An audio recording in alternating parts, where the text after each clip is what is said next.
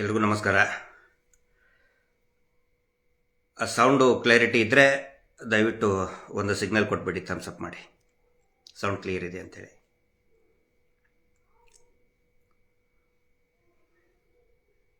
ನಮಸ್ತೆ,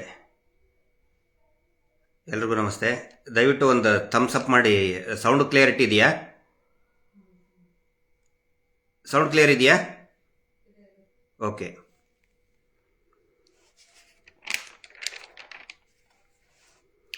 ಎಲ್ರಿಗೂ ನಮಸ್ತೆ. ನಾನು ನಿಮ್ಮ ಗಿರೀಶ್ ಮಟ್ಟಣ್ಣವರ್. ಒಂದಾನೊಂದು ಕಾಲದಲ್ಲಿ once upon A time Suresh Kumar ಅವರು ಅಂತ ಹೇಳಿದರೆ, ಶಾಸಕ ಸುರೇಶ್ ಕುಮಾರ್ ಅವರು ಅಂತ ಹೇಳಿದರೆ ಬಹಳ ಪ್ರಜ್ಞಾವಂತರು, ಬಹಳ ಯೋಚನೆ ಮಾಡಿ ಮಾತನಾಡ್ತಾರೆ. ಎಲ್ಲೇ ಇರಲಿ, ಅದು ಅಧಿವೇಶನದಲ್ಲಿರಲಿ, ಅಧಿವೇಶನದ ಆಚೆಗೆ ಇರಲಿ, ಸಾಮಾಜಿಕ ಬದ್ಧತೆ ವಿಷಯಗಳ ಬಗ್ಗೆ ಏನಾದರೂ ಇದ್ದರೆ ಸುರೇಶ್ ಕುಮಾರ್ ಅವರು ಯಾವುದೇ ಪೂರ್ವಾಗ್ರಹ ಇಲ್ಲದೆ ಬಹಳ ಅಚ್ಚುಕಟ್ಟಾಗಿ ಅಧ್ಯಯನ ಮಾಡಿ ಮಾತನಾಡುವಂಥ ಶಾಸಕರು ಯಾರು ಅಂತ ಹೇಳಿದರೆ ಅದು ರಾಜಾಜಿನಗರದ, ಬೆಂಗಳೂರಿನ ರಾಜಾಜಿನಗರದ ಶಾಸಕರು, ಮಾಜಿ ಸಚಿವರಾದಂಥ, ಈಗ ಮಾಜಿ ಸಚಿವರು, ಹಿಂದೆ ಅನೇಕ ಹುದ್ದೆಗಳನ್ನು ಕೂಡ ಅವರು ಅನುಭವಿಸಿದ್ದಾರೆ BJPಯಲ್ಲಿ ಶಾಸಕರಾಗಿ. ಆ ಥರ ಒಂದು ಪ್ರಜ್ಞಾವಂತಿಕೆ ಶಾಸಕರು ಅಂತ ಹೇಳಿದರೆ ಕೆಲವು ಪ್ರಜ್ಞಾವಂತ ಶಾಸಕರಲ್ಲಿ, ಜನಪ್ರತಿನಿಧಿಗಳಲ್ಲಿ ಸುರೇಶ್ ಕುಮಾರ್ ಅವರು ಒಬ್ಬರು ಅಂತ ಒಂದಾನೊಂದು ಕಾಲದಲ್ಲಿ ಆ ಮಾತು ಇತ್ತು, ಪ್ರತೀತಿ ಇತ್ತು. ಈಗ ಯಾಕೆ ಇಲ್ಲ ಅಂತ ಹೇಳಿದರೆ, ಅವರಿಗೆ ಪ್ರಜ್ಞಾವಂತಕರಾದವರು ಪ್ರಜ್ಞಾಶೂನ್ಯರಾಗಿದ್ದಾರೆ ಅಂತ ಹೇಳಿದರೆ, ಈಗ ಜಸ್ಟ್ ಒಂದು 3 ತಿಂಗಳ ಹಿಂದೆನೂ ಕೂಡ ಒಂದು ಅಧಿವೇಶನದಲ್ಲಿ ಭಯಂಕರವಾಗಿ ಮಾತಾಡ್ತಾ ಅವ್ರು ಹೇಳಿದರು, ಮಹೇಶ್ ಶೆಟ್ಟಿ ತಿಮರೋಡಿಯವರು ಮುಖ್ಯಮಂತ್ರಿ ಸಿದ್ದರಾಮಯ್ಯನವ್ರಿಗೆ ಈ ರೀತಿ ಬೈತಾ ಇದ್ದಾರೆ, ಸಿದ್ದರಾಮಯ್ಯನವ್ರ ಮೇಲೆ ಕೊಲೆ ಆರೋಪ ಇದೆ, ಅವ್ರನ್ನ ಯಾಕೆ ಬಿಟ್ಟಿದ್ದೀರಿ ಇನ್ನು? ಅಂದರೆ ಅವ್ರು ಕೇಳೋ ರೀತಿ, ಧಾಟಿ ಯಾವ ರೀತಿ ಇತ್ತು ಅಧಿವೇಶನದಲ್ಲಿ ಅಂತ ಹೇಳಿದ್ರೆ, ಮಹೇಶ್ ಶೆಟ್ಟಿ ತಿಮರೋಡಿಯವ್ರನ್ನ ಜೀವಂತವಾಗಿ ಯಾಕೆ ಬಿಟ್ಟಿದ್ದೀರಾ ನೀವು ಅನ್ನೋ ರೀತಿಯಲ್ಲಿ ಹೇಳಿಬಿಟ್ರು. ನಾವು ಅದನ್ನು ಲೈವ್ ನೋಡ್ತಾ ಇದ್ವಿ. ಇದೇನು ಗಾಬರಿಯಾಗಿ ಚೆಕ್ ಮಾಡಿ ನೋಡಿದರೆ, 3 ವರ್ಷದ ಹಿಂದೆ 2023ರಲ್ಲಿ ಬೆಳತಂಗಡಿಯ ಶಾಸಕರಾದಂತಹ ಮಾನ್ಯ ಶಾಸಕರು ಹರೀಶ್ ಪೂಂಜಾ ಅವರು ಸಿದ್ದರಾಮಯ್ಯನವರಿಗೆ ಟೀಕೆ ಮಾಡಿದ್ದನ್ನ, ಸಿದ್ದರಾಮಯ್ಯನವರ ಮೇಲೆ ಆರೋಪ ಮಾಡಿದ್ದನ್ನ, ಈ ಡಿ ಗ್ಯಾಂಗ್, ನಕಲಿ ದೇವಮಾನವನ ನಕಲಿ ಗ್ಯಾಂಗ್ ಕಟ್ಟು ಪೇಸ್ಟು ಎಡಿಟ್ ಮಾಡಿದಂತಹ ವಿಡಿಯೋವನ್ನು ನೋಡಿ, ಮಾರ್ಫ್ಡ್ ವಿಡಿಯೋವನ್ನು ನೋಡಿದಂತಹ ಶಾಸಕ ಸುರೇಶ್ ಕುಮಾರ್ ಅವರಿಗೆ ಮೈಯಲ್ಲಿ ದೇವರು ಬಂದಂಗಾಗಿ, ಅಯ್ಯೋ CM ಸಿದ್ದರಾಮಯ್ಯನವರಿಗೆ ಹಿಂಗಾಗ್ತಾ ಇದ್ದಾರೆ, ಜನಸಾಮಾನ್ಯರ ಪರಿಸ್ಥಿತಿ ಏನು ಅಂತೇಳಿ ಒಂದು ಮಾರ್ಫ್ಡ್ ನಕಲಿ ವಿಡಿಯೋ ನೋಡಿ ಮಹೇಶ್ ಶೆಟ್ಟಿ ತಿಮರೋಡಿ ಅವರನ್ನ ಟೀಕೆ ಮಾಡಿ, ಅದು ಯಾರನ್ನ? ಆ ಕಳಂಕಿತ ಕುಟುಂಬವನ್ನು ರಕ್ಷಣೆ ಮಾಡುವ ನೆಪದಲ್ಲಿ ಮಹೇಶ್ ಶೆಟ್ಟಿ ತಿಮರೋಡಿ ಅವ್ರನ್ನ ಅರೆಸ್ಟ್ ಮಾಡಬೇಕು. ಅರ್ರೆ ಅವಾಗ ಅನ್ಕೊಂಡೆ ನಾನು, ಇದು ನಾವು ಕಂಡಂತಹ ಸುರೇಶ್ ಕುಮಾರ್ ಅವರು ಅಲ್ಲ. ಸುರೇಶ್ ಕುಮಾರ್ ಅವರ ಬಗ್ಗೆ ಅತಿ ಹೆಚ್ಚು ಅಭಿಮಾನ ಪಕ್ಷದಲ್ಲಿ ಹೊಂದಿದ್ದಂಥವನು ನಾನು. ಒಂದಾನೊಂದು ಕಾಲದಲ್ಲಿ, ಒನ್ಸ್ ಅಪಾನ್ ಎ ಟೈಮ್, ಪಾದಯಾತ್ರೆ ಮಾಡಬೇಕಾದ್ರೆ ಅವರ ಸರಳತೆ, ಜನರಿಗೆ ಸ್ಪಂದನೆ ಮಾಡಬೇಕಾದ್ರೆ ಪ್ರಚಾರ ಇಲ್ಲದೆ ಅವರು ಮಾಡ್ತಾ ಇರುವಂಥ ಸ್ಪಂದನೆ, ಒಂದಾನೊಂದು ಕಾಲದಲ್ಲಿ. ಈಗ ಒನ್ಸ್ ಅಗೇನ್ ಅದೇ ಸುರೇಶ್ ಕುಮಾರ್ ಅವರು ನಿನ್ನೆ ವಿಧಾನಸಭೆಯ ಅಧಿವೇಶನದಲ್ಲಿ ಧರ್ಮಸ್ಥಳ ಪ್ರಕರಣದ ಬಗ್ಗೆ ಒನ್ಸ್ ಅಗೇನ್ ಯಾವುದೇ ಆಧಾರವಿಲ್ಲದೆ ಕೆಲವೊಂದಿಷ್ಟು ಮಾತುಗಳನ್ನಾಡಿದ್ದಾರೆ, ಪ್ರಶ್ನೆಗಳನ್ನು ಕೇಳಿದ್ದಾರೆ. ನಮ್ಮನ್ನ ಗುರಿಯಾಗಿಟ್ಕೊಂಡು ಉತ್ತರ ಕೊಡಲೇಬೇಕು. ಯಾಕಂತ ಹೇಳಿದ್ರೆ ನಮಗೆ ವೇದಿಕೆ ಬೇರೆ, ಟಿವಿ ಚಾನಲ್ ವೇದಿಕೆ ಇಲ್ಲ, ಟಿವಿ ಚಾನಲ್ ಎಲ್ಲ ಅವ್ರ ಪರವಾಗಿನೇ, ಯಾರು ಆಮೇಲೆ ನಾವು ಕೂಡ ಹೋಗೋದೂ ಇಲ್ಲ. ಬೇರೆ ವೇದಿಕೆಯಲ್ಲಿ, ದೊಡ್ಡ ದೊಡ್ಡ ವೇದಿಕೆಯಲ್ಲೆಲ್ಲ ಇವರು ಶಾಸಕರು ಇರ್ತಾರೆ, ಅಧಿವೇಶನದಲ್ಲಿ ಕೂಡ ಇವರು ಶಾಸಕರು, ಆದರೂ ಕೂಡ ನಾವು ಉತ್ತರ ಕೊಡಲೇಬೇಕು. ಸೊ ಅವರು ಏನು ಹೇಳಿದರು ಮತ್ತೆ ಅದಕ್ಕೆ ವಾಸ್ತವತೆ ಏನಿದೆ, ಸಾರ್ವಜನಿಕರ ಮುಂದೆ ನಾನು ಅದನ್ನು ವಿವರಣೆ ಕೊಡ್ತಾ ಹೋಗ್ತಾ ಇದ್ದೀನಿ. ನಿನ್ನೆ ಅವರು ಹೇಳಿದರು ಏನಂತ ಹೇಳಿದರೆ, ದಕ್ಷಿಣ ಕನ್ನಡ ಪೊಲೀಸರು ಸಶಕ್ತರಾಗಿದ್ದಾರೆ ಅಂತ ಗುಂಡೂರಾವ್ ಅವರು, ದಿನೇಶ್ ಗುಂಡೂರಾವ್ ಅವರು ಹೇಳಿದ್ರು, ಎಲ್ಲರೂ ಹೇಳಿದ್ರು. ಆದರೂ ಕೂಡ SIT ಮಾಡಿದ್ರು. ಯಾಕೆ ಮಾಡಬೇಕಾಗಿತ್ತು? ಓಕೆ, ನಾವು ಒಪ್ಕೊಂಡ್ವಿ ಅಂತ. ಸಶಕ್ತರಾಗಿದ್ದಾರೆ. ದಕ್ಷಿಣ ಕನ್ನಡ ಜಿಲ್ಲಾ ಪೊಲೀಸರು, ವಿಶೇಷವಾಗಿ ಬೆಳ್ತಂಗಡಿ ಪೊಲೀಸರು ಏನಾದರೂ ಸಶಕ್ತರಾಗಿದ್ದರೆ ಇಷ್ಟೊತ್ತಿನವರೆಗೆ ಮಾನ್ಯ ಸುರೇಶ್ ಕುಮಾರ್ ಅವರೇ, ಇಷ್ಟೊತ್ತಿನವರೆಗೆ ಈ ಕಳಂಕಿತ ಕುಟುಂಬದ ಕೊಲೆಗಡಕರು ಜೈಲಲ್ಲಿ ಕಂಬಿ ಎಣಿಸ್ತಾ ಇದ್ದಿದ್ರು ಅಥವಾ ಗಲ್ಲಿಗೆ ಏರಿಸ್ತಾ ಇದ್ರು, ಸಶಕ್ತರಾಗಿದ್ದರೆ. ಇದು ಮೊದಲನೇ ಪಾಯಿಂಟ್ ತಿಳ್ಕೊಳ್ಳಿ. ಆನಂತರ ಹೇಳ್ತಾರೆ, ಏನು ಆಚೆ ಬಂದರು, ಯಾರು? DIG MN ಅನುಚೇತ್ ಮತ್ತೆ ಸೌಮ್ಯಲತಾ IPS ಅಧಿಕಾರಿ. ಇದ್ರ ಬಗ್ಗೆ ಒಂದು ಪತ್ರಿಕೆಯಲ್ಲಿ ಈಗಾಗಲೇ ಏನೋ ಕ್ಲಾರಿಫಿಕೇಶನ್, ಬಹುಶಃ BLR ಪೋಸ್ಟ್ನಲ್ಲಿ ಕ್ಲಾರಿಫಿಕೇಶನ್ ಕೊಟ್ಟಿದ್ದಾರೆ. ನಾನು BLR ಪೋಸ್ಟ್ ಯಾಕಂತ ಹೇಳ್ತೇನೆ ಅಂದರೆ, ಬಹಳ ಖಚಿತ, ಈಗ ಸಂಬಂಧಪಟ್ಟಂತೆ ಬಹಳ ಖಚಿತತೆ ಇರುವಂತಹ ಮಾಹಿತಿಯನ್ನು ಕೊಡ್ತಾ ಬಂದಿದ್ದಾರೆ ಇದುವರೆಗೆ. DIG MN ಅನುಚೇತ್ ಸಾಹೇಬರು ಅವರು ಇದರಿಂದ ಹೊರಗಡೆ ಹೋಗಿಲ್ಲ. ನಾನು ಕೂಡ ಅಲ್ಲಿ ಇದ್ದವನೇ, ಅಂದರೆ ಎನ್ಕ್ವೈರಿಗೆ ಅಟೆಂಡ್ ಆದವನೇ, ಹೊರಗಡೆ ಹೋಗಿಲ್ಲ. ಇವ್ರು ಹೇಳ್ತಾರೆ ಹೊರಗಡೆ ಹೋದರು ಅಂಥೇಳಿ. ಯಾವ ಆಧಾರದ ಮೇಲೆ ಹೇಳ್ತಾ ಇದ್ದಾರೆ ಸುರೇಶ್ ಕುಮಾರ್ ಅವರು? ಆನಂತರ ಸೌಮ್ಯಲತಾ ಮೇಡಮ್ ಅವರು ಕೂಡ ಹೊರಗಡೆ ಹೋಗಿದ್ದಾರೆ. ತಾಂತ್ರಿಕವಾಗಿ ಅವರು ಅಲ್ಲೇ ಇದ್ದಾರೆ. ಯಾವ ಕಾರಣಕ್ಕಾಗಿ ಅವರು ಆಕ್ಟಿವ್ ಆಗಿಲ್ಲ ಅದು ಅವರಿಗೆ, SIT ತನಿಖೆ ಮಾಡೋರಿಗೆ ಗೊತ್ತು. ಬಟ್ ಆಚೆಗೆ ಬಂದರು ಅಂತ ಹೇಳ್ತಾ ಇದ್ರಲ್ಲ ಸುರೇಶ್ ಕುಮಾರ್ ಅವರು. ಈ ಏನೋ ಸುಮ್ಮನೆ ಬೇರೆ ಆರ್ಡಿನರಿ ಏನೋ ಒಂದು ರೂಮರ್ಸ್ಗಳ ಮೇಲೆ ಮಾತಾಡೋದಂಗೆ ಯಾರೋ ಹೇಳ್ಕೊಟ್ಟಂಗೆ ಮಾತಾಡೋದಲ್ಲ. ಶಾಸಕರಾದವರು ವರದಿಯನ್ನು ತಗೋಬೇಕು, ಅವ್ರಿಗೆಲ್ಲ ರೈಟ್ಸ್ ಇದೆ ತಗೊಳ್ಳೋದಕ್ಕೆ. ಇದ್ರ ಬಗ್ಗೆ ನಾನು ಜಾಸ್ತಿ ಎಕ್ಸ್ಪ್ಲನೇಷನ್ ಕೊಡಕ್ಕೆ ಹೋಗೋದಿಲ್ಲ, ಯಾರಿದ್ರು ಇಲ್ಲ ಅಂತಂದೇಳಿ. ಬಟ್ ಮುಖ್ಯವಾಗಿ ಅವ್ರು ಹೇಳೋದು SIT ಸ್ಟೇಟಸ್ ಏನು, ಆ ನಂತರ ಇಂಟರ್ ರಿಪೋರ್ಟ್ ವರದಿ ಎಲ್ಲಿದೆ, ಅದನ್ನು ನಾವು ಕೇಳ್ತಾ ಇದ್ದೀವಿ. ನಾನು ಸುರೇಶ್ ಕುಮಾರ್ ಅವರು ಕೇಳಿದಂಥ ಎಲ್ಲವನ್ನು ಕೂಡ ನಾನು ತಿರಸ್ಕಾರ ಮಾಡ್ತಾ ಇಲ್ಲ. SIT ವರದಿ ನೋಡಿ, ಸುರೇಶ್ ಕುಮಾರ್ ಅವ್ರಿಗೆ ಗೊತ್ತಿರಲಿ, ಬೆಳ್ತಂಗಡಿಗೆ ಒಂದು ಕಂಪ್ಲೇಂಟ್ ರಿಪೋರ್ಟ್ ಅಂತ ಕೊಟ್ಟರು. ನಮಗೇನು ಹೇಳ್ತಾ ಇದ್ರು? ಫಾರಿನ್ ಫಂಡ್ ಬಂತು ಇವರಿಗೆ, ಲ್ಯಾಬ್ ಇಂತ್ರ ತಗೊಂಡು ಬಂದರು, ಏನು ತಲೆ ಬುರುಡೆಯನ್ನು ಲ್ಯಾಬ್ ಇಂತ್ರ ತಗೊಂಡು ಬಂದರು, ಮ್ಯೂಸಿಯಂ ಇಂತ್ರ ತಗೊಂಡು ಬಂದರು, ಯಾವುದೋ ಸ್ಮಶಾನ ಇಂತ್ರ ತಗೊಂಡು ಬಂದರು ಅಂತೇಳಿ TV ಚಾನಲ್ ಸುಳ್ಳು ರಿಪೋರ್ಟ್ ಮಾಡಿದ್ರಲ್ಲ. ಫಾರಿನ್ ಫಂಡ್ ಬರ್ತಾ ಇದೆ. ಇದೇ ಆರ್ ಅಶೋಕ್ ಅವರು, ತಿಮಿಂಗಲ ಇದೆ, ದೊಡ್ಡದು ಷಡ್ಯಂತ್ರ ಇದೆ. ಆ ತಿಮಿಂಗಲು ಏನಾದರೂ ತೋರಿಸ್ಬೇಕಿತ್ತಲ್ಲ ಆ ಸುರೇಶ್ ಕುಮಾರ್ ಅವರೇ. ವರದಿಯನ್ನು ಆಲ್ರೆಡಿ ಕೊಟ್ಟಾಗಿದ್ದಾರಲ್ಲ, ಏನು ಕಂಪ್ಲೇಂಟ್ ರಿಪೋರ್ಟ್, ಅದರಲ್ಲಿ ಕಂಪ್ಲೇಂಟ್ ರಿಪೋರ್ಟ್ ಇನ್ನೂ ನ್ಯಾಯಾಲಯಕ್ಕೆ ಸಬ್ಮಿಟ್ ಮಾಡಿದ್ದಾರೆ. ನ್ಯಾಯಾಲಯ ಇದುವರೆಗೂ ಕೂಡ ನಮ್ಮನ್ನು ಯಾರನ್ನು ಕೂಡ ಅಕ್ಯೂಸ್ಡ್ ಮಾಡಿಲ್ಲ, ಇವತ್ತಿನವರೆಗೂ ಕೂಡ ಅಕ್ಯೂಸ್ಡ್ ಮಾಡಿಲ್ಲ. ಸುರೇಶ್ ಕುಮಾರ್ ಅವರೇ, ಗೊತ್ತಿರಲಿ ನಿಮಗೆ. ಅಧಿವೇಶನದಲ್ಲಿ ಮಾತಾಡಬೇಕಾದ್ರೆ ವರದಿಯನ್ನ, ದಾಖಲೆಗಳನ್ನ ತೆಗೆದುಕೊಂಡು ಅದನ್ನು ಅಧ್ಯಯನ ಮಾಡಿ ಮಾತಾಡಬೇಕು ಸುರೇಶ್ ಕುಮಾರ್ ಅವರು. ಆನಂತರ ಧರ್ಮಸ್ಥಳಕ್ಕೆ ಅಪಚಾರ ಬರುವ ಹಾಗೆ, ಆಮೇಲೆ ಧರ್ಮಸ್ಥಳದ ಮೇಲಿರುವಂತಹ ನಂಬಿಕೆಯನ್ನ ಛಿದ್ರ ಮಾಡ್ತಾ ಇದ್ದಾರೆ. ಯಾರು ಮಾಡ್ತಾ ಇದ್ದಾರೆ ಅದನ್ನ? ನಮಗೂ ಕುತೂಹಲ ಇದೆ, ಯಾರು ಮಾಡ್ತಾ ಇದ್ದಾರೆ ತೋರಿಸ್ರಿ ಅದನ್ನ. ನಂಬಿಕೆ ಛಿದ್ರ ಬರೋ ಹಾಗೆ ಯಾರು ಮಾಡ್ತಾ ಇದ್ದಾರೆ? ಏನಾದ್ರೂ ದಾಖಲೆ ಇದೆಯಾ? ನಾವೇನಾದ್ರೂ ಮಾಡ್ತಾ ಇದ್ರೆ ತೋರಿಸಿ ಅದನ್ನ. ಕೊಲೆ ಮಾಡೋದ್ರಿಂದ ನಂಬಿಕೆ ಛಿದ್ರ ಆಗುತ್ತೋ ಅಥವಾ ನ್ಯಾಯ ಕೇಳೋದ್ರಿಂದ ನಂಬಿಕೆ ಛಿದ್ರ ಆಗುತ್ತೋ? ಧರ್ಮಸ್ಥಳಕ್ಕೆ ಅಂಟಿದ ಕಳಂಕ ಹಾಗೇ ಇರಬೇಕಾ ಅಂತ ಕೇಳ್ತೀರಾ? ಧರ್ಮಸ್ಥಳಕ್ಕೆ ಕಳಂಕ ಅಂಟಿಸಿದವ್ರು ಯಾರು? ಕಳಂಕ ಇರುವುದು ಕುಟುಂಬದ ಮೇಲೆ. ಆ ಕುಟುಂಬದ ಪ್ರಭಾವಿ ಕುಟುಂಬದ ಮೇಲೆ, ಯಾವ ಕುಟುಂಬವನ್ನು ನಾವು ರಕ್ಷಣೆ ಮಾಡೋದಕ್ಕೆ ನೀವು ಹಗಲಿರಲು ಪ್ರಯತ್ನ ಮಾಡ್ತಾ ಇದ್ದೀರಲ್ಲ ಸುರೇಶ್ ಕುಮಾರ್ ಅವರೇ, ಆ ಕುಟುಂಬದ ಮೇಲೆ ಕಳಂಕ ಇರುವುದು. ಆನೆ ಮಾವುತನ ಪ್ರಕರಣದಲ್ಲಿ ಸ್ವತಃ ಅವರ ಹೆಸರು, ಅಣ್ಣ ತಮ್ಮ ಬ್ರದರ್ಸ್, ದಣಿ ಬ್ರದರ್ಸ್ ಇದ್ದಾರೆ, ಅವರ ಹೆಸರನ್ನ ಹೇಳಿಯೇ ದೂರು ಕೊಟ್ಟಿರುವುದು SP ಅವರಿಗೆ. ಇವ್ರು ಕೊಟ್ಟಂತೆ ಪೊಲೀಸ್ ಸ್ಟೇಷನ್ ಅಲ್ಲಿ ಕಂಪ್ಲೇಂಟೇ ತಗೊಳ್ಳಲ್ಲ. ಆ ಸತ್ತ ನಾರಾಯಣ ಮತ್ತು ಯಮುನಾಳ ಸಂಬಂಧಿಕರು, ಹೆಂಡತಿ ಮತ್ತು ಮಕ್ಕಳು ಕೊಟ್ಟಂತಹ ದೂರನ್ನ ತೆಗೆದುಕೊಳ್ಳೋದಿಲ್ಲ, SP ಗೆ ಕೊಡ್ತಾರೆ. ಇವರದೇ, ನೀವು ಯಾರ ರಕ್ಷಣೆ ಮಾಡ್ತಾ ಇದ್ರಲ್ಲ ಸುರೇಶ್ ಕುಮಾರ್ ಅವರೇ, ಅವರದೇ ಹೆಸರನ್ನ ಹಾಕಿ ಇಂಥವರಿಂದನೇ ನನ್ನ ಗಂಡನ ಮತ್ತು ಗಂಡನ ತಂಗಿಯ ಕೊಲೆಯಾಗಿದೆ, ಇವರೇ ಕಾರಣರಿದ್ದಾರೆ ಅಂತ ಹೇಳಿದ್ರು ಕೂಡ ದೂರನ್ನ ದಾಖಲೆ ಮಾಡಲಿಲ್ಲ. ಕಳಂಕ ಇರೋದು ಯಾರ ಮೇಲೆ? ದೇವಸ್ಥಾನದ ಮೇಲೆನಾ? ಕಳಂಕ ಇರೋದು ಆ ಕುಟುಂಬದ ಮೇಲೆ.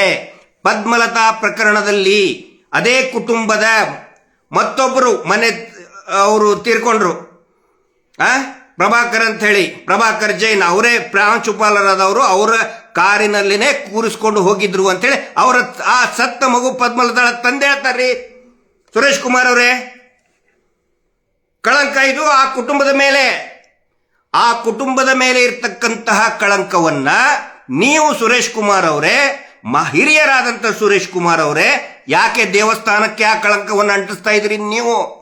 ಅದು ಅಧಿವೇಶನದಲ್ಲಿ ಯಾಕೆ ಹಿಂದೂ ಧರ್ಮಕ್ಕೆ, ಹಿಂದೂ ದೇವಸ್ಥಾನಕ್ಕೆ ಕಳಂಕ ತರ್ತಾ ಇದ್ದೀರಿ? ನಾವು ಯಾರು ಕೂಡ ದೇವಸ್ಥಾನಕ್ಕೆ ಇದುವರೆಗೂ ಕಳಂಕ ಬರುವಂತ ಒಂದೇ ಒಂದು ಮಾತಾಡಲಿಲ್ಲ.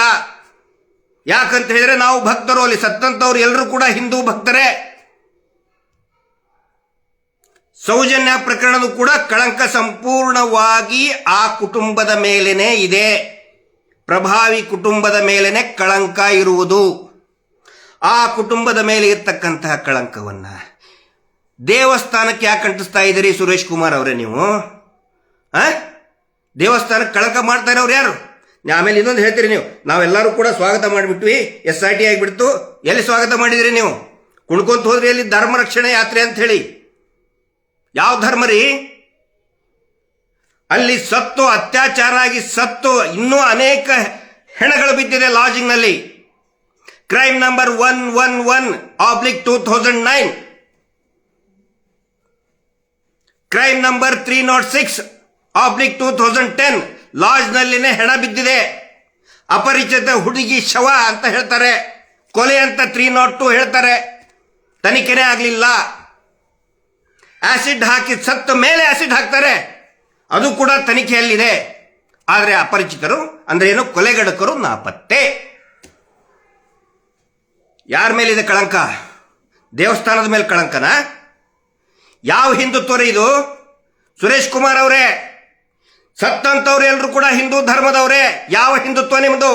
ಸತ್ತಂತವ್ರಿಗೆ ನ್ಯಾಯ ಕೇಳಿದ್ರೆ ದೇವಸ್ಥಾನಕ್ಕೆ ಕಳಂಕ ಅಂತಿದ್ದೀರಿ. ಯಾವ ಸೀಮೆ ಹಿಂದುತ್ವ ನಿಮ್ದು? ನೀವು ಬರೆದಿದ್ದೆ ಹಿಂದುತ್ವ ಅಲ್ಲ. ಅರ್ಥ ಮಾಡ್ಕೋಬೇಕು. ಪ್ರಜ್ಞಾವಂತರು ಅಂತ ಹೆಸರು ಮಾಡಿದವ್ರು ನೀವು ಸುರೇಶ್ ಕುಮಾರ್ ಅವರೇ. ಯಾವ ಸೀಮೆ ಹಿಂದುತ್ವ ನಿಮ್ದು? ನೂರಾರು ಜನ ಹೆಣ್ಮಕ್ಳು ಪ್ರಾಣ ಕಳ್ಕೊಂಡಿದ್ದಾರಲ್ಲಿ, ಪುರುಷರು ಪ್ರಾಣ ಕಳ್ಕೊಂಡಿದ್ದಾರೆ. ಪಂಚಾಯಿತಿ ಮತ್ತು ಪೊಲೀಸ್ ದಾಖಲೆ ಮುಖಾಂತರನೇ ಹೇಳ್ತಾ ಇದ್ದೀನಿ ನಾನು. ನಿಮಗೆ ಸಂಯಮ ಇದ್ರೆ, ಪ್ರಜ್ಞೆ ಇದ್ರೆ, ಪೇಷನ್ಸ್ ಇದ್ರೆ ದಾಖಲೆಗಳನ್ನು ತರಿಸ್ಕೋಬೇಕಾಗಿತ್ತು. SIT ಅಂದ್ರೆ ದಾಖಲೆ ತೆಗೆದುಕೊಳ್ಳುವಂತ ಎಲ್ಲಾ ಅಧಿಕಾರ ಹಕ್ಕು ಶಾಸಕರಿಗೆ ಇರುತ್ತೆ. ತರಿಸ್ಕೊಳ್ಳಿ ನೀವು. ನಾನು ಶಾಸಕ, ನಾನು ಅಧಿವೇಶನದಲ್ಲಿ ಮಾತಾಡಬೇಕು, ತೋಡು ಬನ್ನಿ ಅಂತ ಹೇಳಬೇಕಿತ್ತು. ಯಾಕೆ ದಾಖಲೆ ತರಿಸ್ಕೊಂಡು ಮಾತಾಡೋದು? ನಮ್ಮ ಕಡೆ ಇದೆ ದಾಖಲೆ, SIT ಹತ್ರ ಇದೆ, ಪೊಲೀಸರ ಹತ್ರ ಇದೆ. ಅಸಹಜ ಸಾವುಗಳ ಪ್ರಕರಣದ ಬಗ್ಗೆ ಪೊಲೀಸರ ಹತ್ರ ಇದೆ. ತರಿಸ್ಕೊಂಡು ಅಧಿವೇಶನದಲ್ಲಿ ಹಿಡ್ಕೊಂಡು ಮಾತಾಡಬೇಕಿತ್ತು ನೀವು. ಹೇಳ್ತಾರೆ ಸುರೇಶ್ ಕುಮಾರ್, ನಾನು ಪೇಪರಲ್ಲಿ ನೋಡಿದ್ದೀನಿ, ಇವ್ರದ್ದು ವಿಡಿಯೋ ದಯವಿಟ್ಟು ಇದನ್ನು ಹಾಕಬೇಕು. ವಿಡಿಯೋ ಹಾಕಿ ತೋರಿಸ್ತೇನೆ ನಾಳೆ. ಅದನ್ನು ದಯವಿಟ್ಟು ನಮ್ಮ ಯೂಟ್ಯೂಬರ್ಸು ಮತ್ತು ಈ ಸೋಷಿಯಲ್ ಮೀಡಿಯಾದಲ್ಲಿ ಇರೋರು ಅಂತವರು ಸುರೇಶ್ ಕುಮಾರ್ ಅವ್ರದ್ದು ಕೂಡ ಸ್ಟೇಟ್ಮೆಂಟನ್ನು ಹಾಕಿ. ನಾನು ಪತ್ರಿಕೆಯಲ್ಲಿ ನೋಡಿಬಿಟ್ಟೆ, ಟಿವಿಯಲ್ಲಿ ನೋಡಿಬಿಟ್ಟೆ. ಏನು ಹೇಳ್ತಾರೆ ಟಿವಿಯಲ್ಲಿ? ಮಣ್ಣು.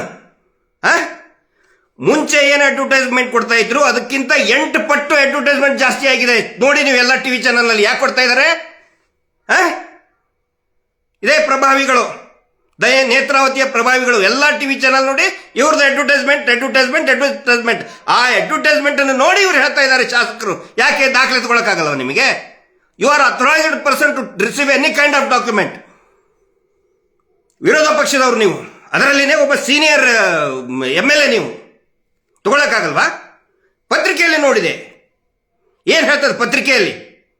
ಮಹೇಶ್ ಶೆಟ್ಟಿ ತಿಮ್ಮರು ನಮಗೆ ಒಂದು ನೋಟಿಸ್ ಕೊಟ್ಟರೆ ಒಂದು 10 ಸಾರಿ ಹೇಳ್ತಾರೆ ಟಿವಿ ಚಾನಲ್ನಲ್ಲಿ ಬೆಳಗ್ಗಿಂದ ಸಾಯಂಕಾಲ. ಸುಳ್ಳು ಬಂಧನ ಅಂತ ಹೇಳ್ತಾರೆ. ಅದನ್ನು ನೋಡ್ಕೊಂಡು ನೀವು ಅಧಿವೇಶನದಲ್ಲಿ ಮಾತಾಡ್ತೀರಾ? ನೀವು ವಾಸ್ತವ ದಾಖಲೆ ತೆಗೆದುಕೊಂಡು ಮಾತಾಡಬೇಕಾಗಿತ್ತು. ಅದೇ ಧರ್ಮಸ್ಥಳದ ಮೇಲೆ ಕಳಂಕ ಅನ್ನೋದು ಯಾವನಾದ್ರೂ ಒಬ್ಬನು ಧರ್ಮಸ್ಥಳಕ್ಕೆ ಕಳಂಕ ತಂದಿದ್ರೆ ಆ ಕುಟುಂಬನೇ. ಕೊಲೆ ಮಾಡಿದವರಿಂದ ಕಳಂಕ ಬಂದಿದೆ ಹೊರತು ನೊಂದವರಿಂದ ಕಳಂಕ ಬಂದಿಲ್ಲ. ನ್ಯಾಯ ಕೇಳೋದ್ರಿಂದ ಕಳಂಕ ಬಂದಿಲ್ಲ. ಅದು ಸುರೇಶ್ ಕುಮಾರ್ ಅವರಿಗೆ ಗೊತ್ತಿರಲಿ. ಆನಂತರ ಸುಪ್ರೀಂ ಕೋರ್ಟ್ ಬಗ್ಗೆ ಹೇಳ್ತಾರೆ. ಎಷ್ಟು ದಾರಿ ತಪ್ಪಿಸ್ತಾ ಇದ್ದಾರೆ ಸುರೇಶ್ ಕುಮಾರ್ ಅವರು ಮತ್ತು ಅವರು ಇಡೀ ಈ ಡಿ ಗ್ಯಾಂಗ್, ನಕಲಿ ದೇವಮಾನವನ ಗ್ಯಾಂಗ್ ಎಷ್ಟು ನೀಟಾಗಿ ದಾರಿ ತಪ್ಪಿಸ್ತಾ ಇದ್ದಾರೆ ಅಂತ ಹೇಳಿದ್ರೆ, ಅದರಲ್ಲಿ ಅವರು ಹೇಳಿದ್ದಾರೆ ದಿಸ್ ಇಸ್ PIL ಪೈಸಾ ವಸೂಲಿ ಲಿಟಿಗೇಷನ್ ಅಂತೇಳಿ. ಯಾವುದೇ PIL ರಿಜೆಕ್ಟ್ ಮಾಡಬೇಕಾದ್ರೆ ಒಂದು ಪ್ರಶ್ನೆ ಮಾಡ್ತಾ ಇದ್ದಾರೆ. ಇದಕ್ಕೂ ಕೂಡ ಪ್ರಶ್ನೆ ಮಾಡಿದ್ದಾರೆ. ಇದು ಏನು ಪಬ್ಲಿಸಿಟಿ ಇಂಟ್ರೆಸ್ಟ್ ಲಿಟಿಗೇಷನ್ನ, ಪೈಸಾ ವಸೂಲಿ ಲಿಟಿಗೇಷನ್ನ, ಲಾಸ್ಟಿಗೆ ಇದನ್ನ ಅದು ಒಂದು ಜನರಲ್ ಆಗಿಬಿಟ್ಟಿದೆ ಈಗ. ಆದರೆ ಅದೇ ಸುಪ್ರೀಂ ಕೋರ್ಟಿನ ಆದೇಶದಲ್ಲಿ ಅಥವಾ ಒಪಿನಿಯನ್ ನಲ್ಲಿ, ಆದೇಶ ಅಲ್ಲ ಒಂದು ಒಪಿನಿಯನ್ ನಲ್ಲಿ ಇದೆ, ನೀವು ಅಲ್ಲಿ ಯಾಕೆ ಸ್ಥಳೀಯ ಪೊಲೀಸ್ ಸ್ಟೇಷನ್ ಅಲ್ಲಿ ದೂರು ಕೊಡಲಿಲ್ಲ, ಯಾಕೆ ದೂರು ಕೊಡಲಿಲ್ಲ ಅಂತ ಪ್ರಶ್ನೆ ಮಾಡಿದ್ದಾರೆ. ನ್ಯಾಯಾಲಯಕ್ಕೆ, ಅಲ್ಲಿ ಸ್ಥಳೀಯ ನ್ಯಾಯಾಲಯಕ್ಕೆ ಯಾಕೆ ಅವನನ್ನು ಒಪ್ಪಿಸಲಿಲ್ಲ ಅಂದ್ರೆ ಏನೋ 164 ಸ್ಟೇಟ್ಮೆಂಟ್ ಯಾಕೆ ಕೊಡಲಿಲ್ಲ ಅಂದ್ರೆ ಈಗ 183 BNSS ನಲ್ಲಿ ಯಾಕೆ ಕೊಡಲಿಲ್ಲ, ಆನಂತರ ವಿಟ್ನೆಸ್ ಪ್ರೊಟೆಕ್ಷನ್ ಯಾಕೆ ತಗೊಂಡಿಲ್ಲ ಆ ವ್ಯಕ್ತಿಗೆ ಅಂತೇಳಿ ಇದೇ ಸುಪ್ರೀಂ ಕೋರ್ಟ್ ನೀವು ಯಾವ್ದನ್ನ ಹಿಡ್ಕೊಂಡು ಹೇಳ್ತಾ ಇದ್ರಲ್ಲ ನೀವು, ಪೈಸಾ ವಸೂಲ್ ಇಂಟ್ರೆಸ್ಟ್ ಲಿಟಿಗೇಷನ್ ಅಂತ ಹೇಳಿ, ಅದೇ ವರದಿ ಸುಪ್ರೀಂ ಕೋರ್ಟಿನ ಒಪಿನಿಯನ್ ನಲ್ಲಿ ಇದೆ. ನೀವು ವಿಟ್ನೆಸ್ ಪ್ರೊಟೆಕ್ಷನ್ ಅನ್ನ ತಗೋಬೇಕು ಅಂತ ಹೇಳಿ ಅದೇ ಸುಪ್ರೀಂ ಕೋರ್ಟ್ ಅದೇ ಆದೇಶದಲ್ಲಿ ಹೇಳಿದಿರಿ. ಯಾಕೆ ಅದನ್ನ ಯಾಕೆ ಹೇಳಕ್ಕಾಗ್ತಾ ಇಲ್ಲ ನಿಮಗೆ? ಅದರ ಸಲುವಾಗಿನೇ ಇಲ್ಲಿ ಬಂದು ವಿಟ್ನೆಸ್ ಪ್ರೊಟೆಕ್ಷನ್ ಆಕ್ಟ್ ಪ್ರಕಾರ ಅವನಿಗೆ ರಕ್ಷಣೆಯನ್ನು ಕೊಡಿಸಿದ್ದು, ಪೊಲೀಸ್ ಸ್ಟೇಷನ್ ಅಲ್ಲಿ ದೂರು ದಾಖಲೆ ಮಾಡಿದ್ದು. ಅಂದ್ರೆ ನ್ಯಾಯಾಲಯ ಪರಿಶೀಲನೆ ಮಾಡಿನೇ ದೂರು ದಾಖಲೆ ಮಾಡಿದೆ, ಪೊಲೀಸ್ ಸ್ಟೇಷನ್ ಮಾಡಲಿಲ್ಲ. ಬೆಳ್ತಂಗಡಿ ಪೊಲೀಸ್ ಸ್ಟೇಷನ್ ಡೈರೆಕ್ಟ್ ಆಗಿ FIR ಮಾಡಲಿಲ್ಲ, NCR ಮಾಡಿದ್ದು. ಸುರೇಶ್ ಕುಮಾರ್ ಅವರೇ ಸ್ಟಡಿ ಮಾಡಿ ಅರ್ಥ ಮಾಡ್ಕೊಳ್ಳಿ. You are a law LLB ಮಾಡಿದಂತ LLB ಗ್ರಾಜುಯೇಟ್, ನೀವು ಕಾನೂನನ್ನು ಓದಿದಂತ ಶಾಸಕರು, ಕೆಲವು ಶಾಸಕರಲ್ಲಿ ನೀವು ಒಬ್ರು ಕಾನೂನು ಓದಿದವರಲ್ಲಿ. ಡೈರೆಕ್ಟ್ ಆಗಿ FIR ಮಾಡಲಿಲ್ಲ ಪೊಲೀಸರು. Based on the advice of opinion of JMFC Belthangady, ಅದರ ಆಧಾರದ ಮೇಲೆನೆ FIR ಮಾಡಿದ್ದು. ಯಾಕಂತ ಹೇಳಿದ್ರೆ ಅದರಲ್ಲಿ ಕಂಟೆಂಟ್ ಆ ಥರ ಇತ್ತು, ಅದರ ಸಲುವಾಗಿ FIR ಮಾಡಿದ್ದು. ನ್ಯಾಯಾಲಯದ ನಿರ್ದೇಶನದ ಮೇಲೆ FIR ಮಾಡಿದ್ದು ರೀ.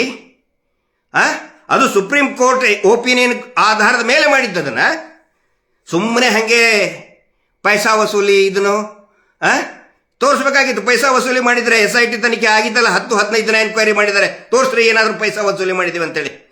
ಒಂದು ವೇಳೆ ಚಿನ್ನಯ್ಯನವನು ಅಥವಾ ಅಲ್ಲಿ ಸಿಕ್ಕಂತಹ ಬುರುಡೆಗಳು ಬೇರೆ ಯಾರ್ದೋ ಹತ್ರ ಸಿಕ್ಕಿದ್ರೆ ಬ್ಲ್ಯಾಕ್ ಮೇಲ್ ಮಾಡ್ತಾ ಇದ್ರು. ಏನಾದರೂ ಮಾಡಿದೀವಿ ನಾವು, ಬ್ಲ್ಯಾಕ್ ಮೇಲ್ ಮಾಡಿದೀವ, ಇವ್ರು ಮುಂದೆ ಹೋಗಿ ಬ್ಲ್ಯಾಕ್ ಮೇಲ್ ಮಾಡಿದ್ರು ಅಂತ ಏನಾದರೂ ಒಂದು ಸಣ್ಣ ಕೊಳಕ ದಂಧೆ ಏನಾದರೂ ನಾವು ಮಾಡಿದೀವ?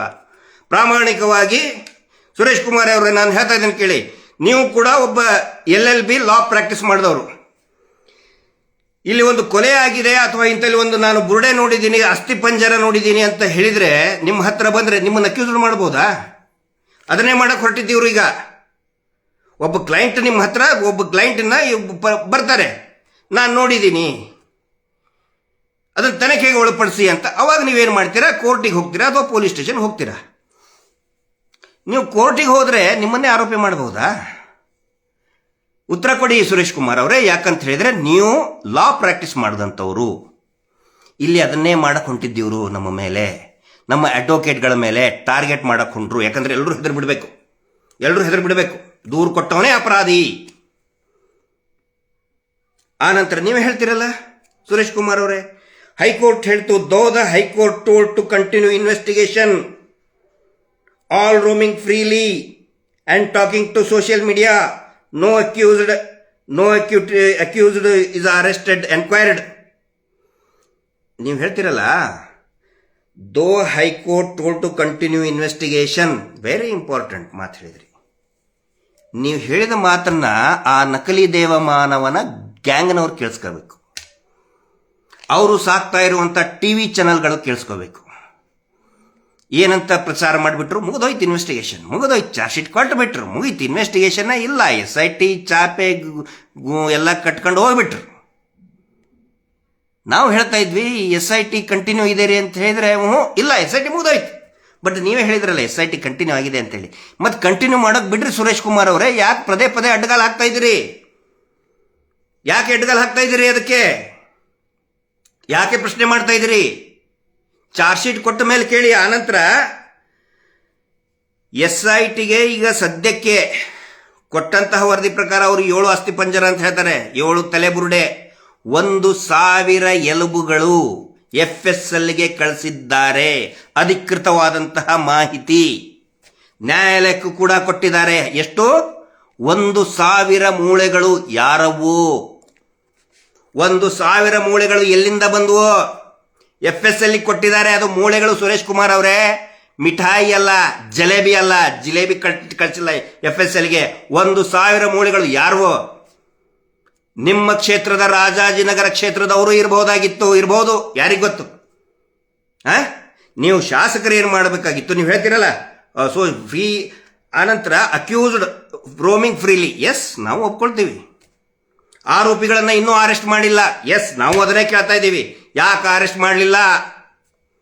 24-30 ಜನರ ಹೆಸರು ಹೇಳಿದಾನೆ ಚಿನ್ನಯ್ಯ. ಫಸ್ಟ್ ಕೋರ್ಟಿಗೆ ಬಂದ ತಕ್ಷಣ ಯಾಕೆ ಅರೆಸ್ಟ್ ಮಾಡಲಿಲ್ಲ ಇನ್ನೂ ಅವ್ರನ್ನ? ಫ್ರೀಯಾಗಿ ಓಡಾಡ್ತಾ ಇದಾರಲ್ಲ. ಹೋಗಿ ಸಿದ್ದರಾಮಯ್ಯ ಅವ್ರನ್ನ ಭೇಟಿ ಆಗ್ತಾರೆ ಬೆಳಗಾವಕ್ಕೆ. SIT ನಿಲ್ಸಿ ಅಂತ ಹೇಳಿ. ಅಲ್ಲಿ ಕುಂಭಾಭಿಷೇಕ, ಅಲ್ಲಿ ಒಂದು 20 ಲಕ್ಷ ಕೊಟ್ಟೆ, ಇಲ್ಲಿ 50 ಲಕ್ಷ ಕೊಟ್ಟೆ. ಆ ಕೆರೆ ಯೋಜನೆ ಅಂತೇಳಿ ಸರ್ಕಾರದ ದುಡ್ಡೇ ಎತ್ತಿ ನಾವು ಮಾಡಿದ್ವು, ಕೆರೆ ಇಂಪ್ರೂವ್ ಮಾಡಿದ್ವು, ಕೆರೆ ಯೋಜನೆ ಅಂತೇಳಿ ಕೆರೆ ಯೋಜನೆ ಎಲ್ಲರನ್ನೂ ಬೋಳಿಸಿ, ಸರ್ಕಾರನ್ನು ಬೋಳಿಸಿ, ಕೆರೆ ಕೆರೆದು ಫ್ರೀಯಾಗಿ ಅಡ್ಡಾಡ್ತಾ ಇದ್ದಾರಲ್ಲ. ಯಾಕೆ ಅರೆಸ್ಟ್ ಮಾಡಿಲ್ಲ ಅವ್ರನ್ನ? ನಾವು ಅದನ್ನೇ ಕೇಳ್ತಾ ಇದ್ದೀವಿ. ನಿಮ್ಮ ಪ್ರಕಾರ ನಾವು ಅಕ್ಯೂಸ್ಡ? ನಾವು ಆ ವ್ಯಕ್ತಿಗೆ ರಕ್ಷಣೆ ಕೊಟ್ಟು, ವಿಟ್ನೆಸ್ ಪ್ರೊಟೆಕ್ಷನ್ ಆಕ್ಟ್ ನಲ್ಲಿ ಅವನಿಗೆ ರಕ್ಷಣೆ ಕೊಡಿಸಿ, ಆಶ್ರಯ ಕೊಡಿಸಿ, ನ್ಯಾಯಾಲಯಕ್ಕೆ ಕರ್ಕೊಂಡು, ಹಂಗಿತ್ತಂದ್ರೆ ನೀವು ಎಷ್ಟೋ ಇದ್ರ ಕೇಸ್ಗಳನ್ನ ಅಟೆಂಡ್ ಮಾಡಿರ್ತಾರೆ. ನಿಮ್ಮನ್ನು ಅರೆಸ್ಟ್ ಮಾಡ್ಬೋದಾಗಿತ್ತಲ್ಲ, ನಿಮ್ಮನ್ನು ಅಕ್ಯೂಸ್ಡ್ ಮಾಡ್ಬೇಕಲ್ರಿ. ಅಡ್ವೊಕೇಟ್ ಏನಾದ್ರು ಅಕ್ಯೂಸ್ಡ್ ಮಾಡ್ತಾರಾ? ಅಥವಾ ಆ ಪ್ರೊಟೆಕ್ಷನ್ ಕೊಟ್ಟಂತವ್ರನ್ನ, ಸಾಕ್ಷಿಯನ್ನ ಪ್ರೊಟೆಕ್ಷನ್ ಕೊಟ್ಟಂತವ್ರಿಗೆ ಅಕ್ಯೂಸ್ಡ್ ಮಾಡ್ತಾರಾ? ಅಥವಾ ಕೊಂದಂತವ್ರನ್ನ ಅಕ್ಯೂಸ್ಡ್ ಮಾಡ್ಬೇಕು? 1000 ಮೂಳೆ ಇದರಿಯಲ್ಲಿ ಅಧಿಕೃತವಾದಂತಹ ಮಾಹಿತಿ ಇದು. more than 1000 bones. Suresh Kumar ಅವರೇ, ಅದನ್ನು ಕೇಳಬೇಕು ಅಲ್ಲ. ಆಮೇಲೆ ಟಾಕಿಂಗ್ ಟು ಸೋಷಿಯಲ್ ಮೀಡಿಯಾ. ಈಗ ನಾನು ಮಾತಾಡ್ತಾ ಇದ್ದೇನಲ್ಲ, ನನಗನ್ಸಿದ ನೀವು ನಮ್ಮನ್ನೇ ವಿಶೇಷವಾಗಿ ನನ್ನನ್ನೇ ಗುರಿಯಾಗಿಟ್ಕೊಂಡು ಮಾತಾಡಿರ್ತೀರ. ಅಕ್ಯೂಸ್ಡ್ನ ಯಾಕೆ ಅರೆಸ್ಟ್ ಮಾಡಿಲ್ಲ ಅಂತ ಹೇಳಿದ್ರೆ ಓಕೆ, ಮೇ ಬಿ ಒಂದು ಒಳ್ಳೆ ಗುಣ ಬಹುಶಃ ಏನಾದರೂ ಬಂದ್ಗಿಂದಿದೆಯನ್ನ ಬಯಲ್ಲಿ. ಅದು ಅಕ್ಯೂಸ್ಡ್ ಅಂದ್ರೆ ಯಾರು ಅಕ್ಯೂಸ್ಡ್? ಸೋಷಿಯಲ್ ಮೀಡಿಯಾದಲ್ಲಿ ಮಾತಾಡ್ತಾ ಇದ್ದಾರೆ. ಯಾಕೆ ಮಾತಾಡ್ತಿದ್ದೀವಿ ನಾವು ಸೋಷಿಯಲ್ ಮೀಡಿಯಾದಲ್ಲಿ ಅಂತ ಹೇಳಿದರೆ,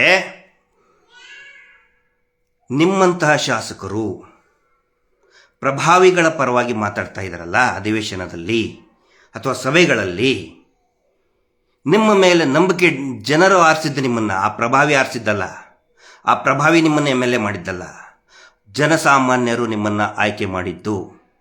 ಯಾವ ಶಾಸಕರನ್ನ ಜನಸಾಮಾನ್ಯರು ನಮ್ಮ ಧ್ವನಿಯನ್ನು ಎತ್ತಿ ಹಿಡಿತಾರೆ ಅಂತ ನಂಬಿಕೆ ಇಟ್ಕೊಂಡು ಮತ ಹಾಕಿ ವಿಧಾನಸಭೆಗೆ ಕಳಿಸಿದ ಮೇಲೆ ನಿಮ್ಮಂಥವರು ಪ್ರಭಾವಿಗಳನ್ನು ರಕ್ಷಣೆ ಮಾಡೋದಕ್ಕೆ ಮಾತಾಡ್ತಿರಲ್ಲ.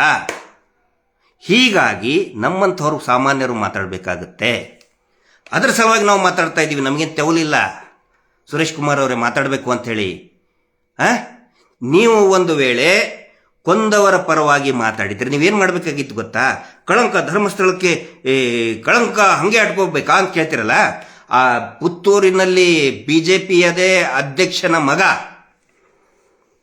ಪಾಪ ಒಂದು ಹುಡುಗಿಯನ್ನ ಬಸರು ಮಾಡಿ ಗರ್ಭಿಣಿ ಮಾಡಿ ಪಾಪ ಅದು ಮದುವೆ ಆಗಿ ಅಂತ ಗೋಗರ್ದ್ರು ಕೂಡ, ಪಂಚಾಯತಿಯಾಗಿ ಎಲ್ಲರೂ ಮದುವೆ ಮಾಡ್ರಿ ಅಂತ ಕೇಳಿದ್ರು ಕೂಡ ಆ ಹೆಣ್ಣು ಮಗು ಮದುವೆ ಆಗ್ಲಾರ್ದನೆ, ತಂದೆ ಇಲ್ಲದನೇ ಜನ್ಮ ಕೊಡ್ತಲ್ರಿ ಆ ಹೆಣ್ಮಗಳು. ಆ ಹೆಣ್ಮಗಳು ಇನ್ನೂ ಕಳಂಕ ಇಟ್ಕೊಂಡು ಅಡ್ಡಾಡ್ಬೇಕಾ ಅಂತ ಕೇಳಬೇಕಾಗಿತ್ತು. ನೀವು ಕೇಳಲ್ಲ. ಹೇಳೋದಕ್ಕೆ ಹಿಂದೂ ನಾಯಕರು ಅಂತ ಹೇಳ್ಕತ್ತೀರಿ ನೀವು. ಹಿಂದೂ ನಾಯಕರು ಅಂತ ಬೊಗಳೆ ಬಿಡೋನು ಯಾವನು ಮಾತಾಡ್ತಾ ಇಲ್ಲ ಆ ವಿಷಯದ ಬಗ್ಗೆ. ಸತ್ತಂತವ್ರು ಎಲ್ಲರೂ ಕೂಡ ಹಿಂದೂ ಹೆಣ್ಮಕ್ಕಳಲ್ಲೇ, ನೀವು ಯಾರು ಮಾತಾಡ್ತಾ ಇಲ್ಲ. ಅದರ ಸಲುವಾಗಿ ಸೋಷಿಯಲ್ ಮೀಡಿಯಾದಲ್ಲಿ ಮಾತಾಡ್ತಾ ಇದ್ದೀವಿ. ಸುರೇಶ್ ಕುಮಾರ್ ಅವರೇ, ಯಾಕೆ ಜನ್ಜಿ ಇವತ್ತು ಉಗ್ರವಾಗಿದ್ದಾರೆ? ಕಂಡಲ್ಲಿ ಜಗತ್ತಿನ ಬೇರೆ ಬೇರೆ ಭಾಗಗಳಲ್ಲಿ ಜನ್ಜಿ ಜನರೇಷನ್ ಎದ್ದು ನಿಂತಿದೆ ಅಂತ ಹೇಳಿದ್ರೆ, ಯಾರು ಜನಸಾಮಾನ್ಯರ ಪರವಾಗಿ ಮಾತಾಡಬೇಕು, ಯಾರು ಅಸಹಾಯಕರ ಪರವಾಗಿ ಧ್ವನಿಯಾಗಬೇಕು, ಅವರೆಲ್ಲ ಕರಪ್ಟ್ ಆಗಿದಾರಲ್ಲ, ಅವರೆಲ್ಲ ಏನು ಪ್ರಭಾವಿಗಳ ಪರವಾಗಿನೇ ಮಾತಾಡ್ತಾ ಇದ್ದಾರೆ. ಅದರ ಸಲುವಾಗಿ ಇವತ್ತು ಜನ್ಜಿ ಜನರೇಷನ್ ಎದ್ದು ನಿಂತಾ ಇದೆ. ನೀವು ಜನ್ಜಿ ಜನರೇಷನ್ಗೆ ಪ್ರವೋಕ್ ಮಾಡ್ತಾ ಇದ್ದೀರಾ ಸುರೇಶ್ ಕುಮಾರ್ ಅವರೇ.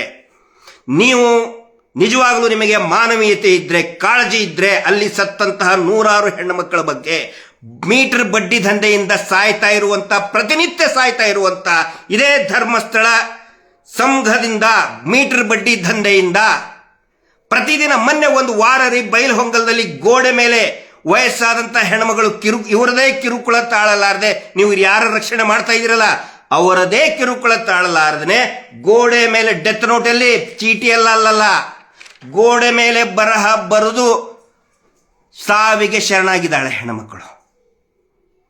ಊರೇ ಬಿಟ್ಟು ಹೋಗಿದ್ದಾರೆ. ನೊಂದಂತವ್ರ ಪರವಾಗಿ ಮಾತಾಡ್ಬೇಕು ಸುರೇಶ್ ಕುಮಾರ್, ನೊಂದಂತವ್ರ ಪರವಾಗಿ ಮಾತಾಡಬೇಕು. ಕೊಂದಂತವ್ರ ಪರವಾಗಿ ನೀವು ಮಾತಾಡ್ತಿರಲ್ಲ, ಅದ್ರ ಸಲುವಾಗಿ ಸೋಷಿಯಲ್ ಮೀಡಿಯಾದಲ್ಲಿ ನಮ್ಮಂತವ್ರು ಸಾಮಾನ್ಯರು ಮಾತಾಡ್ತೀವಿ ನಾವು. ನಿಮಗೇನು ಚುಚ್ಚುತ್ತೈತೆ? ಕಚ್ಚ ಕಚ್ಚ ಕಚ್ಚ ನಿಮಗೇನು ಚುಚ್ಚುತ್ತೈತೆ ನಾವು ಮಾತಾಡಿದ್ರೆ? ನೀವು ಮಾತಾಡಿದ್ರೆ ನಾವ್ಯಾಕೆ ಮಾತಾಡಬೇಕಿತ್ತು ಸೋಷಿಯಲ್ ಮೀಡಿಯಾದಲ್ಲಿ? ನೀವು ಅಧಿವೇಶನದಲ್ಲಿ ನಿಂತ್ಕೊಂಡು ಕೊಂದವರಿಗೆ ಶಿಕ್ಷೆ ಆಗಲಿ ಅಂತ ಹೇಳಿ ಒಂದು ಮಾತು ಕೇಳಕ್ಕೆ ಒಂದು ಮಾತು ಬರಲಿಲ್ಲ ನಿಮ್ಗೆ ಇದುವರೆಗೂ ಕೂಡ. ಆನೆ ಮಾವತನ ಕೊಲೆಯಾಗಿ ಡಬಲ್ ಮರ್ಡರ್ ಆಗಿ ಅದು ಕೂಡ 13 ವರ್ಷ ಆಯ್ತು, ಒಂದು ಮಾತು ಬರಲಿಲ್ಲ. ಸೌಜನ್ಯ ಕೊಲೆಯಾಗಿ 13 ವರ್ಷ ಆಯ್ತು. ಸುರೇಶ್ ಕುಮಾರ್ ಅವರೇ, ನಿಮ್ಮ ಕ್ಷೇತ್ರದಲ್ಲಿ ಒಕ್ಕಲಿಗರಿಲ್ವಾ? ವೇದವಲ್ಲಿ ಲಿಂಗಾಯತರು ನಿಮ್ಮ ಕ್ಷೇತ್ರದಲ್ಲಿ ಲಿಂಗಾಯತರು ಇಲ್ವಾ? ಸಾಫಲ್ಯ ಲಿಂಗಾಯತರು ಇಲ್ವಾ ನಿಮ್ಮ ಕ್ಷೇತ್ರದಲ್ಲಿ? ಲಿಂಗಾಯತರು ಇಲ್ವಾ? ಪದ್ಮಲದ ಬ್ಯಾಕ್ವರ್ಡ್ ಕ್ಲಾಸ್ನವರು ನಿಮ್ಮ ಕ್ಷೇತ್ರದಲ್ಲಿ ಬ್ಯಾಕ್ವರ್ಡ್ ಇಲ್ವಾ? ಬೇರೆಯವರು ಯಾರ್ದು ಬೇಕಿಲ್ವಾ? ಧರ್ಮಸ್ಥಳದಲ್ಲಿ ಇನ್ನೂ ಒಂದು ಹೆಜ್ಜೆ ಮುಂದೆ ಹೋಗಿ ಹೇಳ್ತೇನೆ, ಮುಂಚೆ ಇದ್ದಿದ್ದೆಲ್ಲ ಬ್ರಾಹ್ಮಣರೇ, ಸ್ಥಾನಿಕ ಬ್ರಾಹ್ಮಣರಿಗೆ ಇತಿಹಾಸ ನೋಡಿ, ನೀವು ಇತಿಹಾಸ ಓದಿ. ನೀವು ಬ್ರಾಹ್ಮಣರನ್ನೇ ಕೊಂದು ಓಡಿಸಿದವರು. ಕೃಷ್ಣ ಭಟ್ರದ ಕಥೆ ಇದೆ ನೋಡಿ, ಕೇಳಿ. ಕೃಷ್ಣ ಭಟ್ರನ್ನ ಹೆಂಗೆ ಕೊಂದ್ರು ಇವರು, ವಿಷ ಕೊಟ್ಟು ಹೆಂಗೆ ತಂದ್ರು ಅಂತೇಳಿ. ನೀವು ಬ್ರಾಹ್ಮಣರಲ್ವಾ? ನಿಮಗೆ ನ್ಯಾಯ ಬೇಕಾಗಿಲ್ವಾ? ನಾ ಜಾತಿ ಯಾಕೆ ತರ್ತಾ ಇದ್ದೀನಿ ಅಂತ ಹೇಳಿದ್ರೆ, ರಾಜಕೀಯ ಕ್ಷೇತ್ರ MLA ಅಂತ ಹೇಳಿದ್ರೆ ಚುನಾವಣೆಯಲ್ಲಿ ಜಾತಿಯನ್ನ ಇಟ್ಕೊಂಡೇ ನೀವು ಲೆಕ್ಕಾಚಾರ ಹಾಕೋದು, ಚುನಾವಣೆ ಮಾಡೋದು. ಅದರ ಸಲುವಾಗಿ ನಾನು ಕೇಳ್ತಾ ಇದ್ದೀನಿ, ಯಾಕೆ ಒಕ್ಕಲಿಗರು ಓಟ್ ಬೇಡ ಸುರೇಶ್ ಕುಮಾರ್ ಅವರೇ? ನಿಮಗೇನಾದ್ರೂ ಪ್ರಜ್ಞೆ ಇದ್ರೆ ನೀವು ಹೇಳಬೇಕಾಗಿತ್ತು, ಧರ್ಮಸ್ಥಳದಲ್ಲಿ ಇಷ್ಟು ಜನ ಕಾಣೆಯಾಗಿದ್ದಾರೆ, ಇಷ್ಟು ಅಪರಿಚಿತ ತಲೆಬುರುಡೆಗಳು ಸಿಕ್ಕಿದೆ. ನಮ್ಮ ಕ್ಷೇತ್ರದಲ್ಲಿ ಯಾರಾದರೂ ಕಾಣೆಯಾಗಿದ್ದಲ್ಲಿ, ರಾಜಾಜಿನಗರದಲ್ಲಿ ಕಾಣೆಯಾಗಿದ್ದಲ್ಲಿ ದಯವಿಟ್ಟು ನನಗೆ ಬಂದು ಮಾಹಿತಿ ಕೊಡಿ, ನಾನು SITಗೆ ಹೇಳಿ ತನಿಖೆ ಮಾಡ್ತೀನಿ ಅಂತ ಹೇಳಿದ್ರೆ ಅವಾಗ ಶಾಬಾಷ್ ಸುರೇಶ್ ಕುಮಾರ್ ವೆರಿ ಗುಡ್ ಅಂತ ಎಲ್ಲರೂ ಹೆಮ್ಮೆಯಿಂದ ಹೇಳ್ತಾ ಇದ್ರು ನಿಮಗೆ. ಅದು ಬಿಟ್ಟು ಆ ಕೊಲೆಗಡಕರನ್ನ, ಆ ಮೀಟರ್ ಬಡ್ಡಿ ದಂಧೆ ಮಾಡೋರ ಪರವಾಗಿ ನಿಂತ್ಕೊಂಡು ಮಾತಾಡ್ತಿರಲ್ಲ, ನಿಮಗೆ ಯಾವ ಸೀಮೆ ಹಿಂದುತ್ವ ರೀ ನಿಮ್ದು? ಯಾವ ಸೀಮೆ ಲೀಡರ್ ನೀವು? ಶೇಮ್. ಗಡಿಪಾರು ಆಗಿ ಆ ವ್ಯಕ್ತಿ, ಆದಂಥ ವ್ಯಕ್ತಿ ಚಳ್ಳೆ ಹಣ್ಣು ತಿನ್ನಿಸ್ತಾ ಇದ್ದಾನೆ ಪೊಲೀಸರಿಗೆ. ಇವತ್ತು 11 ಗಂಟೆ 12 ಗಂಟೆಗೆ ಅವರಿಗೆ 2ನೇ ಸಾರಿ ಹೈಕೋರ್ಟಲ್ಲಿ ರಿಲೀಫ್ ಸಿಕ್ಕಿದೆ. ಯಾರಿಗೆ? ಆ ವ್ಯಕ್ತಿ ಅಂತ ಹೇಳಿದ್ರಲ್ಲ, ಯಾಕೆ ನಾಚಿಕೆನ ಹೆಸರು ತಗೊಳಕ್ಕೆ?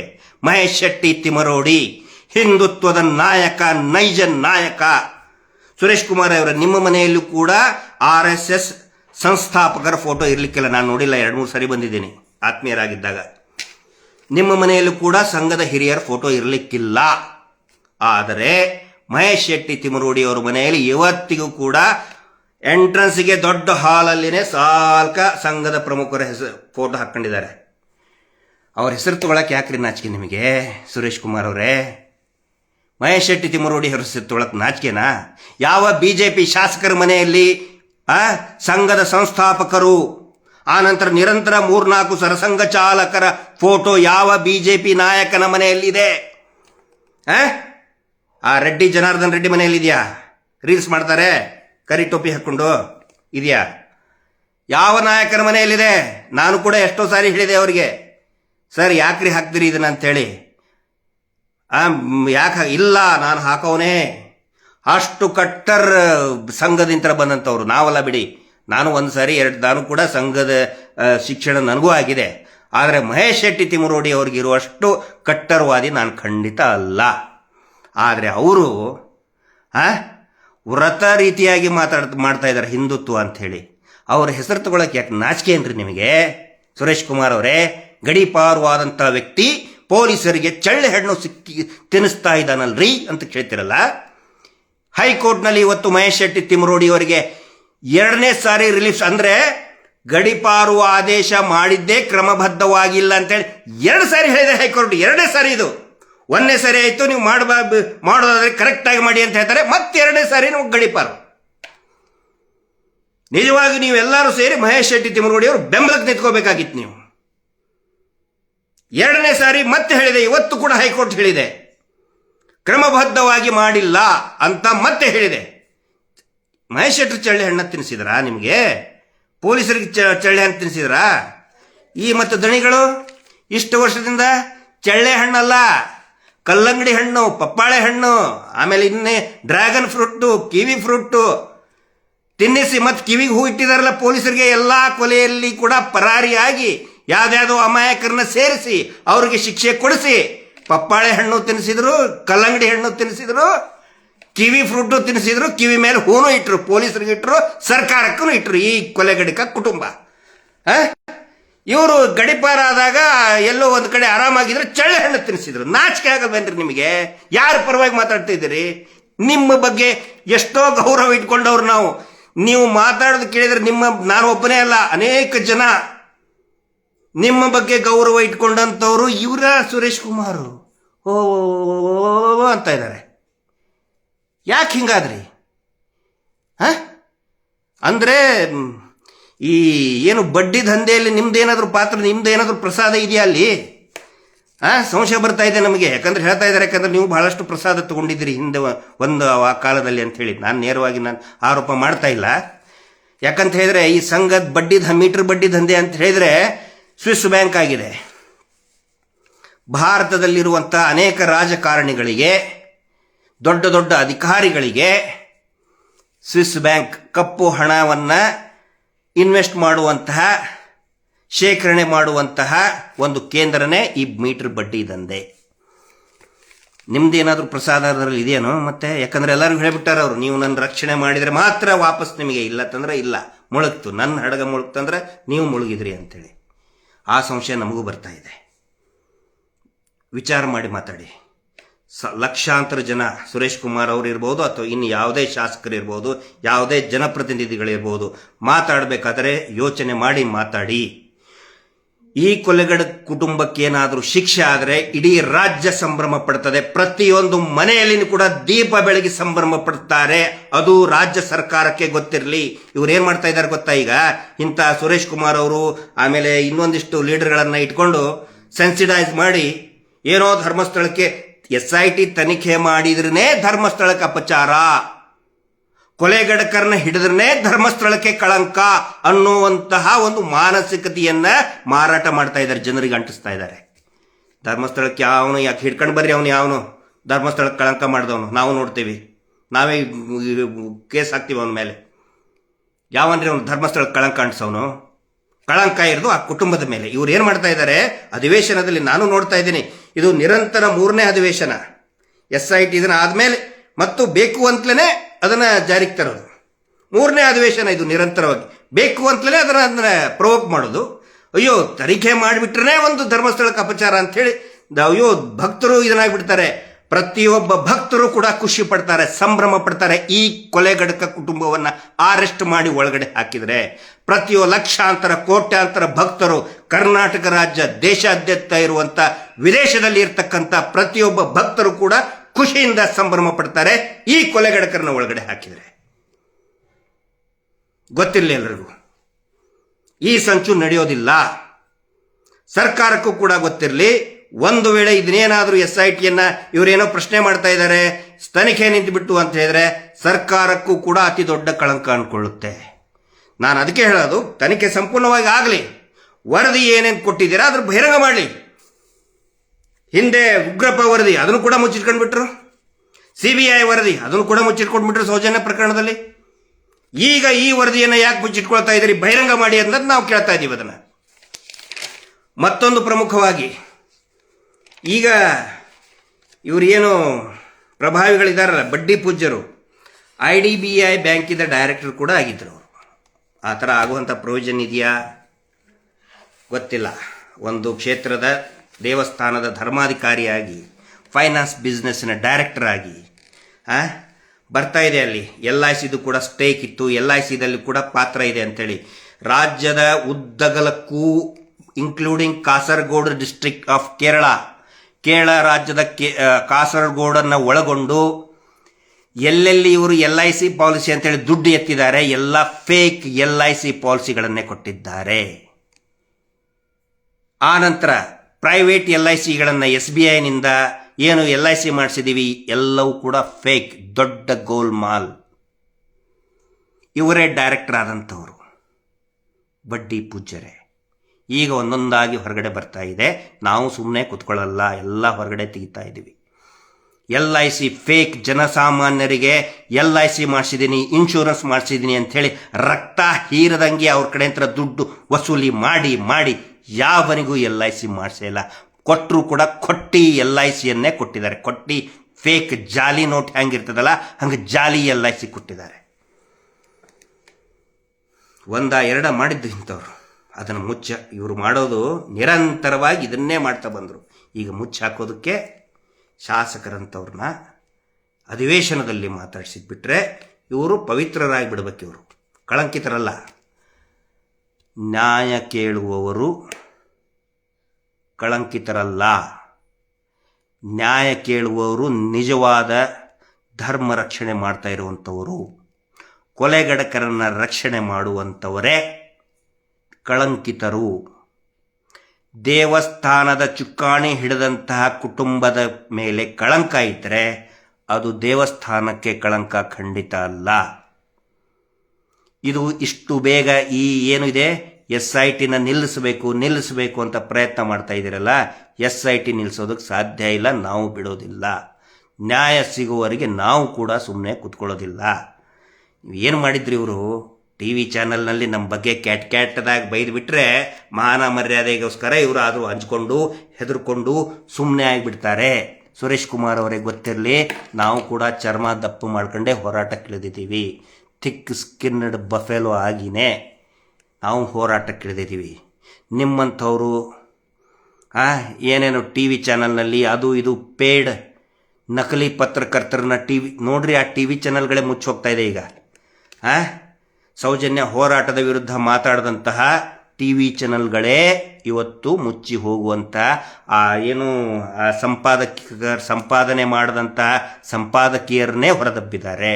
ಆ TV ಚಾನಲ್ಗಳೇ ಹೋಗ್ತಾ ಇದೆ. ಸುರೇಶ್ ಕುಮಾರ್ ಅವರೇ, ದಯವಿಟ್ಟು ಮಾತಾಡಬೇಕಾದ್ರೆ ಅರ್ಥಗರ್ಭಿತವಾಗಿ ಮಾತಾಡಿ, ಇಲ್ಲ ಅಂತಂದರೆ ಸುಮ್ಮನೆ ಕೂತ್ಕೊಂಡ್ಬಿಡಿ.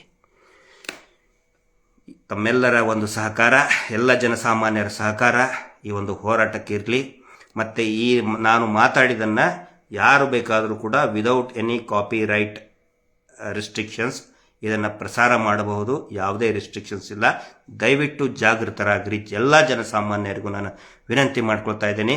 ದಯವಿಟ್ಟು ಯೂಟ್ಯೂಬ್ಗಳಿಗೆ ಬೆಂಬಲ ಕೊಡಿ. ಸತ್ಯವನ್ನು ಹೇಳುವಂತಹ, ವಿಶ್ಲೇಷಣೆ ಮಾಡುವಂತಹ ಯೂಟ್ಯೂಬ್ಗಳಿಗೆ ಮತ್ತು ಸ್ಥಳೀಯ ಪತ್ರಿಕೆಗಳಿಗೆ, ಚಿಕ್ಕ ಪತ್ರಿಕೆಗಳಿಗೆ, ವೆಬ್ ಪೇಪರ್ಗಳಿಗೆ ದಯವಿಟ್ಟು ಬೆಂಬಲವನ್ನು ಕೊಡಿ ಅಂತ ಹೇಳ್ತಾ, ಸೌಜನ್ಯ ಹೋರಾಟದಲ್ಲಿ ಎಲ್ಲರೂ ಕೂಡ ಪಾಲ್ಗೊಳ್ಳಿ ಅಂತ ಹೇಳ್ತಾ ಈ ಲೈವನ್ನು ಮುಗಿಸ್ತಾ ಇದ್ದೀನಿ. Justice for Soujanya. ನಮಸ್ತೆ.